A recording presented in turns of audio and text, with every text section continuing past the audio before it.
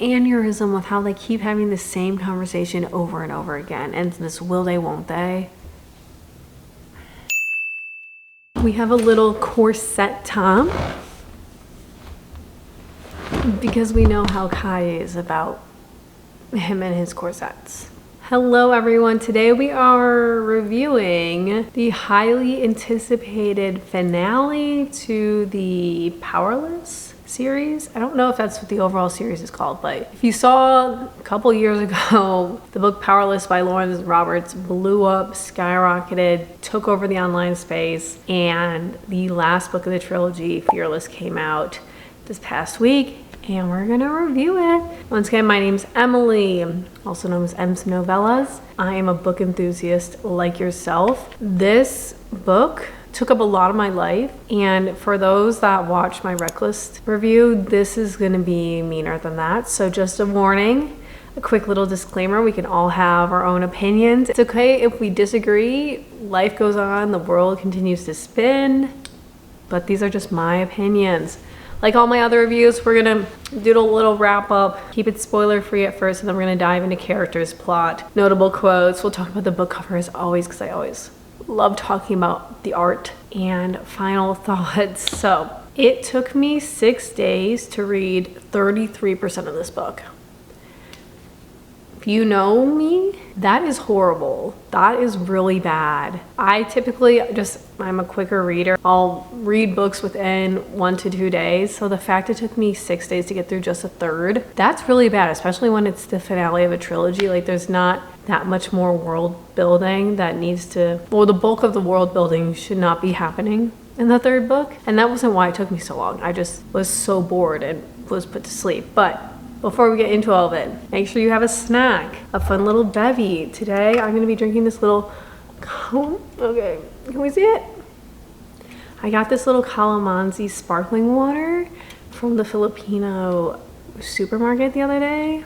I love calamansi. So, I never do this, but a little ASMR moment. All right, and then my nails are too long for me to function right now, so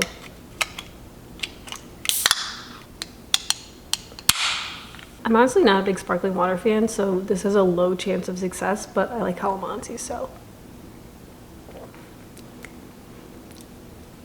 Ooh, this is good. Okay. Wow, 10 out of 10. Moving on. Let's get right into it. This will contain Powerless and Reckless spoilers. It's the third book. You've been warned. We leave off Reckless. Kai brought Pei back to the kingdom of Ilya because Kit sent Kai on a mission to bring her back after she killed their father. And we leave off with Kit declaring that they are to be wed.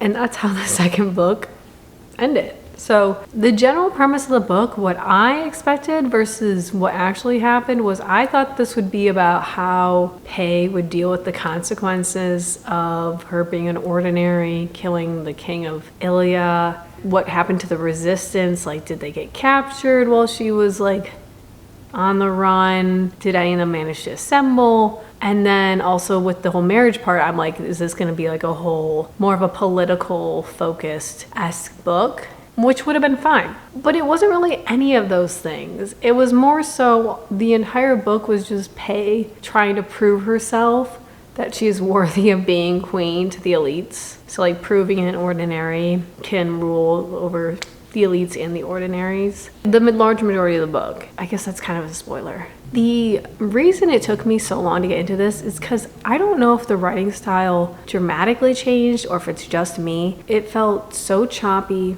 It felt incredibly disoriented. Nothing really flowed well. I'm a dramatic person. Everything was so dramatic for no reason. I swear every sentence that came out of a character's mouth was like as if that was their last words they'd ever say. So they were trying to say something extraordinary. And I'm like, why are we being so dramatic? Stay tuned for the quotes because I have quite a few saved. The main premise in this book is just them dealing with the marriage and figuring out how to fix everything after the resistance tried to rebel against the current regime. And it didn't go well.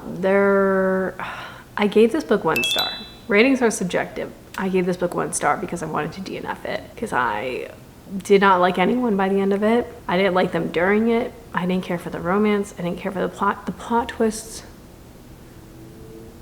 I didn't care for any of this, but I also have FOMO and I wanted to know how it ended, so here we are. Last thing I'll note about the book overall is I don't know if I just don't remember Powerless or Reckless that well, but the writing style was very much let me tell you, not show you. And this is a critique that I've noticed with quite a few, like, I would say newer authors, or like authors who are like, they're fresh out, and this is like her, I think it's her 3rd book, I think. A lot of the writing style was like telling me how they were feeling, or like telling me the puzzle pieces that you should be able to figure out based off of context and reading in between the lines. And I don't really care for stories that are very much let me tell you exactly what's happening. And maybe that like eliminates room for misinterpretation, but I was not a fan of it. Let's get into the characters. So, Miss Pei. Honestly, I don't really have that many qualms with her, besides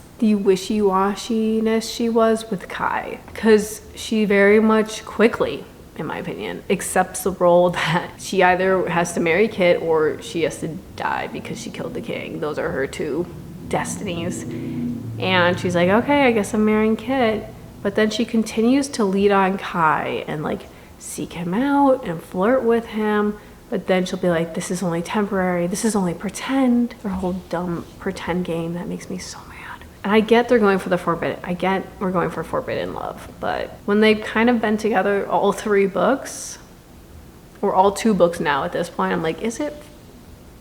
They're kind of just together. And there are things that are inhibiting them from being together, but like, I don't know, that really bothered me. I feel for her because like Adina is haunting her mind, and she was the last thing. She found out her father wasn't actually her father, so she doesn't really have anyone to lean on, and she technically, I guess like she only has Kai, but I think you could like still establish boundaries for if you are choosing to marry someone's brother.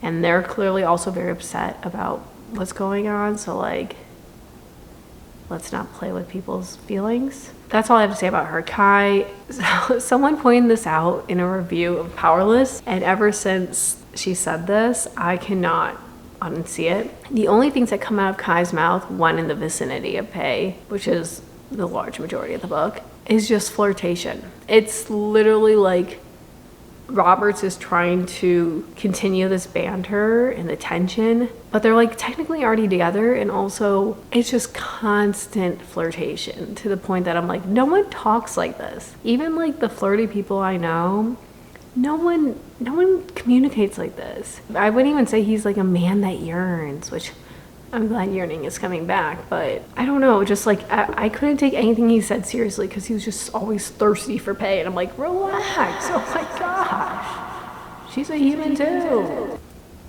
Kit, I had mixed feelings about. Low-key, Kit was a character I really liked in Powerless, and I had hopes for his redemption arc in Reckless.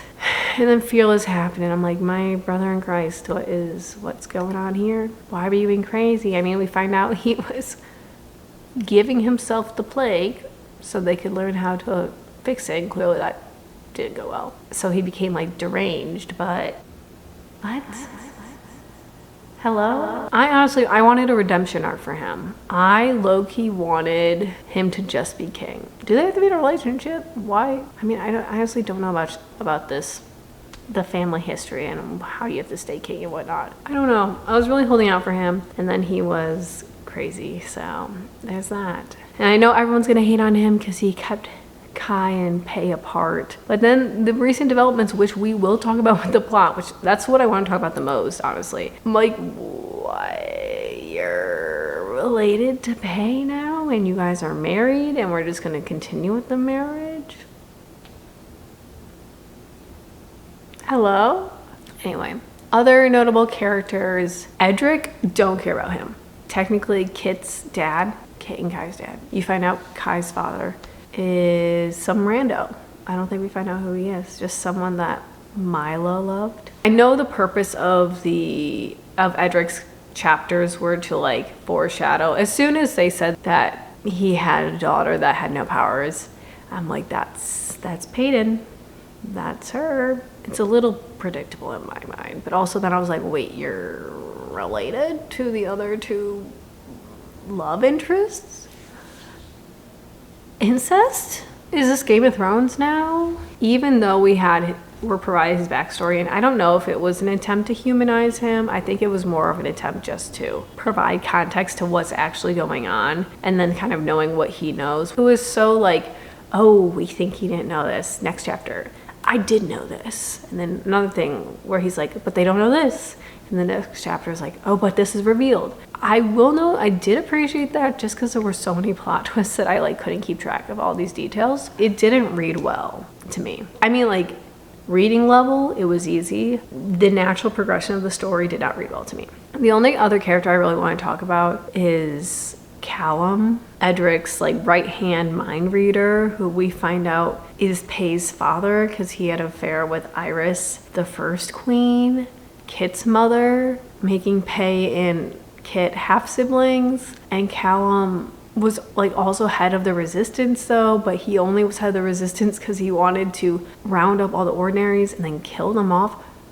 It's giving Harry Potter, it's giving Voldemort his beef with the Muggles. But like at least with Voldemort, it was because his Muggled father was a terrible person and that's why he didn't like Muggles. With Callum, he was just greedy because I don't know if he loved Iris because he was like, two of the most powerful elites, a mind reader and a soul who can like feel and manipulate emotions, created this ordinary child and that I hated, and like Pay was Pay lived rent-free in Callum and Edric's minds. That's sad because she didn't even know who you guys were. I don't care about any of the other characters. Blair, I thought she died. Were her and Lenny a thing? I thought we were gonna maybe push for something there. What happened to Lenny? How did that end? We'll never know. Let's talk about the plot. I started taking notes initially, just like kind of like things I didn't want to forget. But then I just started taking notes like as things were happening, as I was processing them. I'm like, what's happening? So the first thing I have is the fate of Ilya is in the hands of 3 18 to 20-year-olds. I know Callum's technically there, but this was the issue I had with the Shatter Me series, is Juliet became like Supreme Commander, and I'm like, this 16, 17-year-old girl should not be in charge. There should be some adults. Kind of like, this is why I think Mockingjay from the Hunger Games series was done well, because Katniss was not put in charge of District 13. She was, like, they had full-on adults, like Beetee, Coin, Haymitch, Effie, well, Effie in the book, not so much with the movies, yes, who were like actually the brains of the operations because they know how these things work more, not these like children. Like, why? Callum is the only adult present, even though I know they're technically 18. Frontal cortex is developed and everything adult, but I did not like that. The continuous guilting of Pay, where they're like, you didn't only kill Edric that night, you also killed a part of Kit, and you killed Kai's mom because now she's sad and dying because her husband died. It was an act of self-defense, and he was trying to kill her. It was never a question of whether he did not like Edric did not like Pay, and they didn't know that he thought that maybe there was a relation. Then he found out about the affair. He like was very blatant about how he did not like her. So it shouldn't come to a surprise that like when attacked, she defended herself. Okay, I'm gonna be really mean for a second. When they decided to put Pay through the trials again to prove she could be Queen of Ilya, I literally wrote a note, are we bringing back the trials because we're running out of content material? That was mean.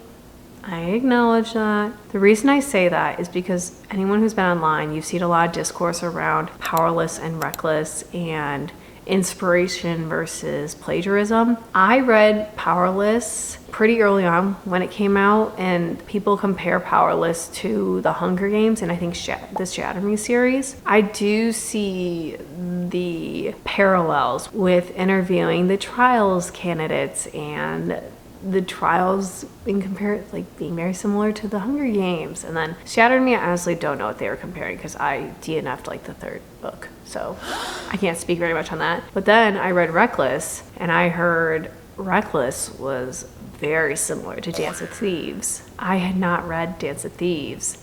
I read Dance of Thieves. And it felt like I was reading the same exact book. And I know Dance of Thieves came out, I think, like at least 7 years prior.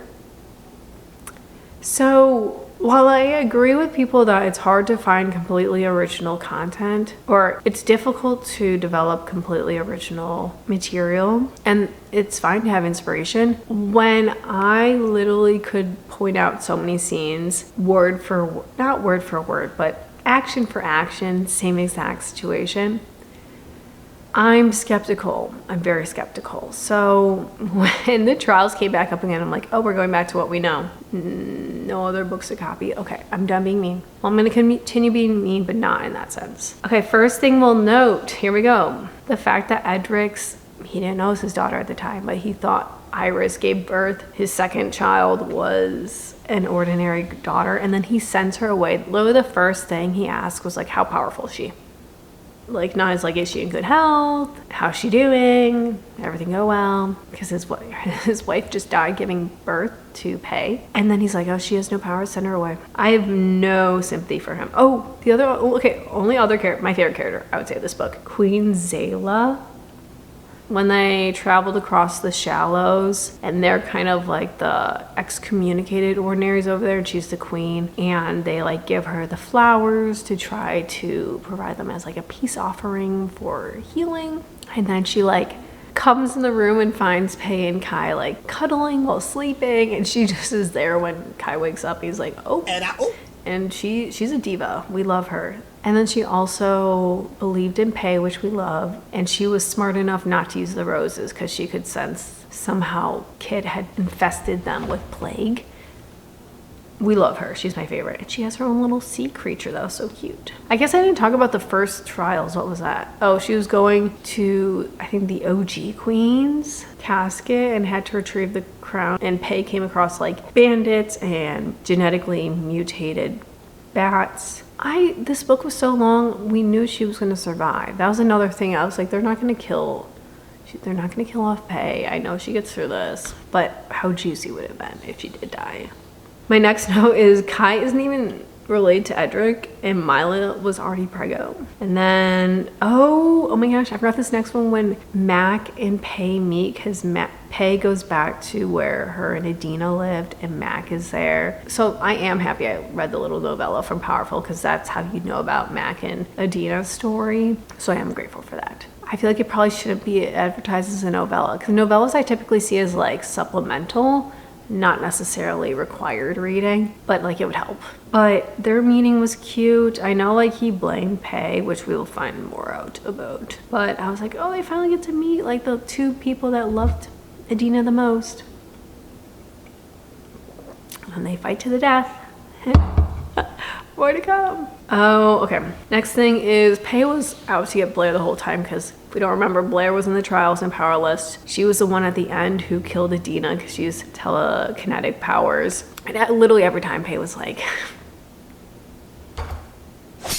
And at one point, Pei literally holds her down and burns half her face, and we thought she died. But we find out at the end she's just living in the slums, being chill. I kind of like... The only reason I like Blair is because just for the purple hair. Don't like anything else about her. Just the purple hair. Literally all caps. Mac is a wielder. Did we know this? Literally the same power as Kai. What is with Adina and Pei attracting these wielders? And there was an illusionist. The third trial was, I think it was like benevolence. The last one was brutality. Benevolence was the second one. What was the first one? I don't know. Something with going into caskets and caves. With the B. But they illusioned Mac to look like Kai, and they were like, this is a fight to death. And of course Pei thinks it's Kai, and she's like, no, I won't kill you. But then she ends up killing him, but then she finds out it's Mac, and I'm like, why was I sad?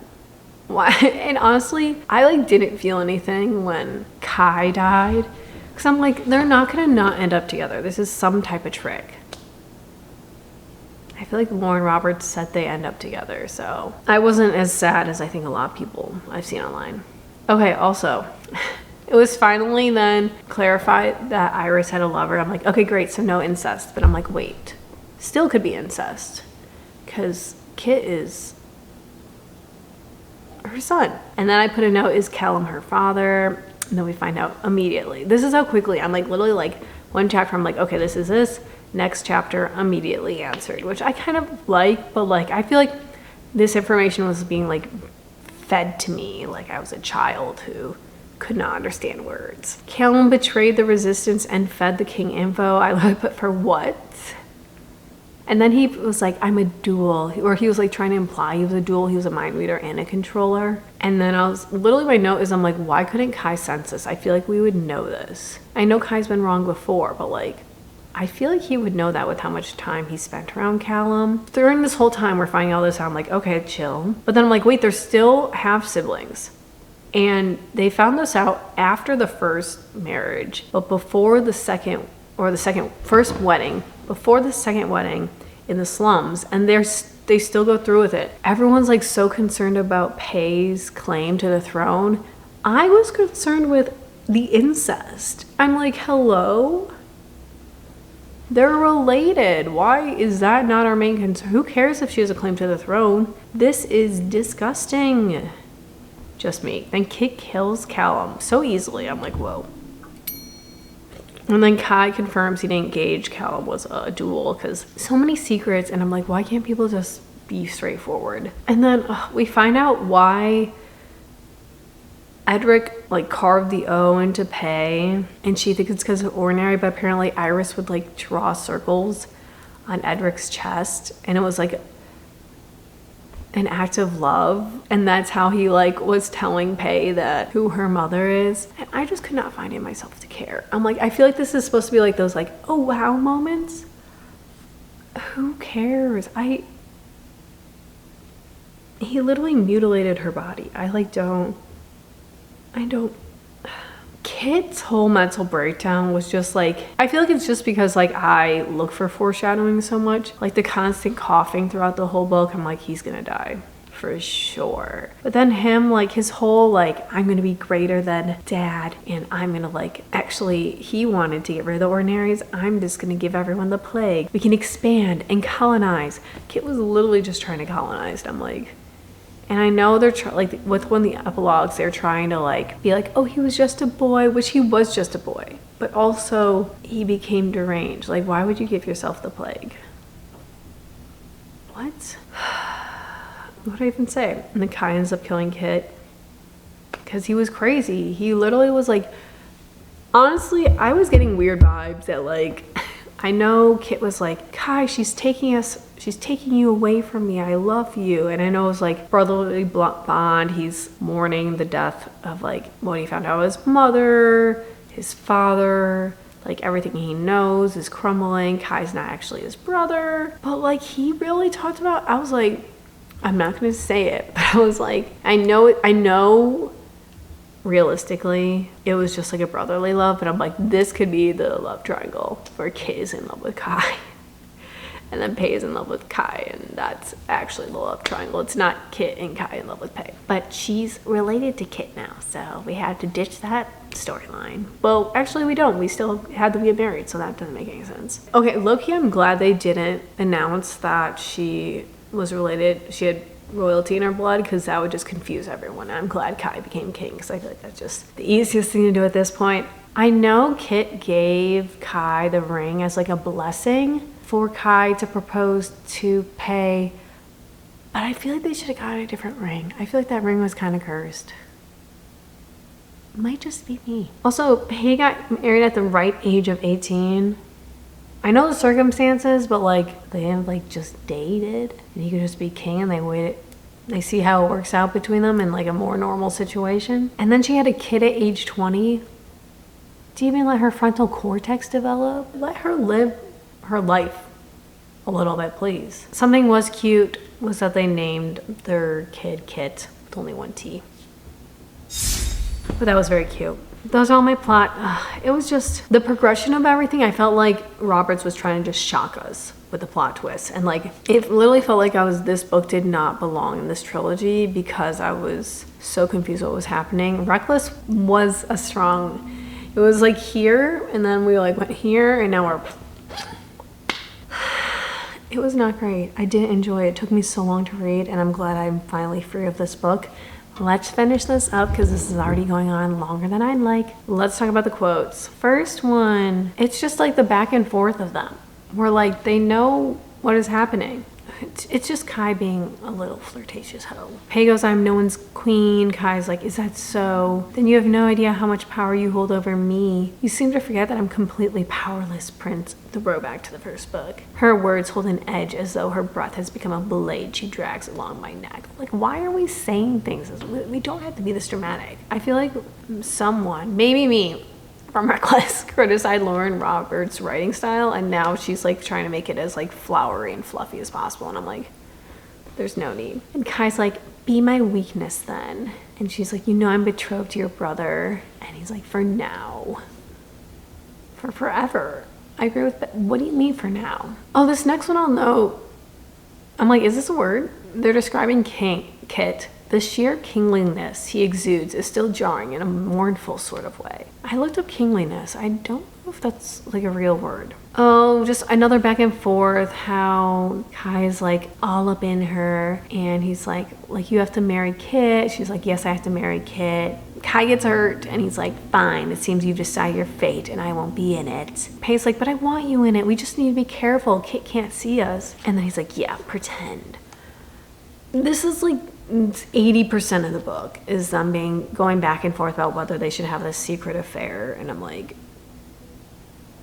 I feel like you probably shouldn't. That'd probably look really bad if like you find out the queen was sleeping with the king's brother the whole time, but then we found out they're related, so that'd be even whatever. Just once again, now it's Pei giving mixed signal. This is just Kai saying like, Queen Zelia saw them in bed. She saw us together, and Pei's like, well, there is no not us. There can never be an us, Kai. Not really. I'm gonna have an aneurysm with how they keep having the same conversation over and over again, and this will they, won't they.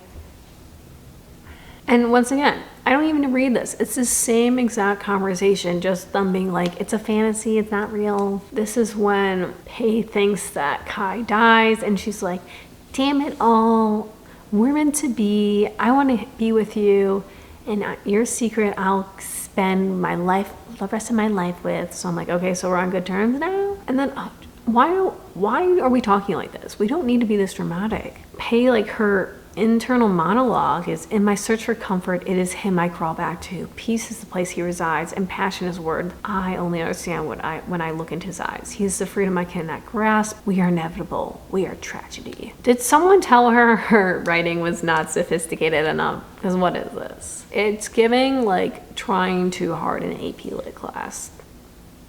I'm being mean again. Okay, I'm gonna move on. Just more examples of like, why are we talking? Has it always been this bad and I just did not notice? But Kai's thinking I'm dangerous this way, lethal when stripped so bare. Devastation lives just beneath my skin, and I'm aching to unleash it. She is gone. I have lost her. I am lost without her. My head hangs in hands. I will soon forget the shape of her. Beasts don't get the beauty. Little Beauty and the Beast reference? Why? Lauren Roberts like Beauty and the Beast? I don't know. Oh, just more of like, everyone was saying that everything that came out of, or not everyone, a lot of people were saying that everything that came out of Kai's mouth was poetry. I think it was cringy. If someone spoke to me like this, I'd be like, what the F is your deal? He's talking to Pei. He's like, you are my strength. I am your control. We are matchless. And then once again, the theatrics and dramatics. The slow death of us started the day my brother slid that ring onto your finger, Kai murmurs. And I have had nothing but you on my mind for weeks. He reaches for me before thinking better of it. We will always be inevitable, Pei, but in this lifetime we are doomed. Today was an evidence of that. It's best we move on. I thought we just agreed that we were gonna give it a shot. And then this is where I was like, what is Kit on? I know he's like drugged up because of the plague. But he's like, father was obsession, mother ghost, but you, at Kai, You showed me what love was. And then this last quote is just painting gray. This is Kai talking. Painting gray is finally mine, but only because my brother's no longer here. Like, I know it was an unfortunate way for him to end, but like, can we not just like appreciate one person without always having to bring up the other? That seemed to be like a common theme where I'm like, we can't just enjoy one thing. We always have to like play the like, oh, but this, oh no, oh no, no. Anyway, book cover, beautiful, stunning. Lauren Roberts always does a really good job with her covers. I really like them a lot. I just will not be purchasing this because this book took up too much of my life already. Overall, 1 star. I hated the writing. The characters were giving me such whiplash with what they wanted. The plot twists felt unnecessary. I think there could have been a really cool way to do this without including incest or presenting the information in the way that it was. It just, I don't know. It didn't feel, I want to say like, it didn't feel like a coherently written book. And why was it so long? Oh my God. I'm gonna go now. Let me know your thoughts. I want to be done with this review. I want to move on. Emily Henry's book comes out next week. I need to be in a good mental space for that. But let me know what you guys thought. Remember, it's okay if we disagree. There are much bigger things going on right now than this. But be sure to follow me on Instagram, TikTok, all the BTS there. Goodreads for sure, Storygraph, Fable, link all of those below. And then be sure to subscribe to the YouTube. So much book content coming up. I have so many things planned. I'm probably being a little bit too ambitious, but I'm excited to share all of this with you guys. We'll catch you next week. Thanks for watching and thanks for bearing with me through all of this.